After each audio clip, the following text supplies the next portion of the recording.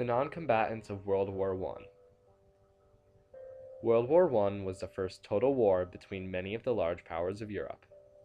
These great powers included Great Britain, France, Russia, Germany, Austria-Hungary, and Italy. This Great War was a culmination of the end of the imperialistic era, with no new land available for conquering. These countries involved in the war also strongly supported their country. This pride is called nationalism. Many of the countries were also building up their militaries, specifically Germany and England, trying to outdo each other. Wilhelm yearned to establish Germany as a great world power and decided to embark on an ambitious program of naval expansion, challenging Britain's long-standing supremacy of the seas. Britain, determined to remain ahead, increased production too. Soon, the two nations were spending huge sums of money in their rivalry for superior naval strength. Alliances also greatly separated Europe. The Triple Entente consisted of Great Britain, France, and Russia, and the Triple Alliance consisted of Germany, Austria-Hungary, and Italy.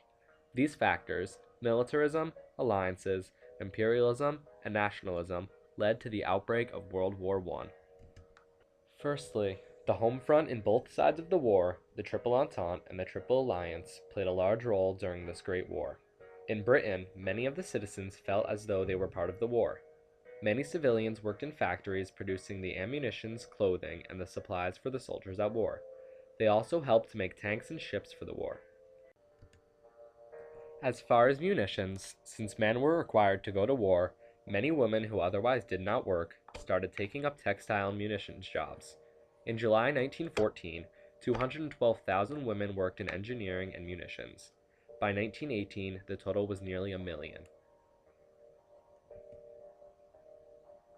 As well, in Britain during the late years of the war, supplies started to be rationed, which particularly involved everyone in the island nation. Otherwise unaffected housewives needed to supply meat and sugar for the cause. In Germany, the home front also played a big part in World War I.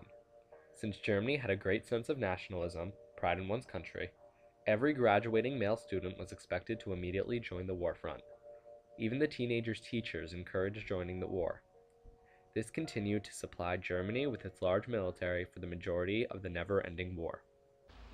It is my duty, it is my honor to prepare you for the part you must play in this great war, for your Kaiser, for your fatherland, for your God.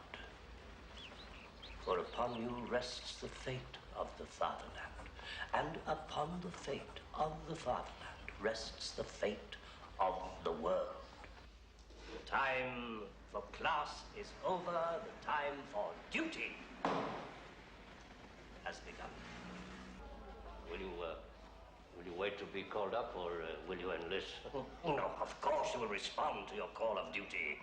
You will all respond. The entire class will go as one man to serve the fatherland. The home fronts on both sides of the war played a huge role during World War I, making supplies and ammunitions and rallying up support.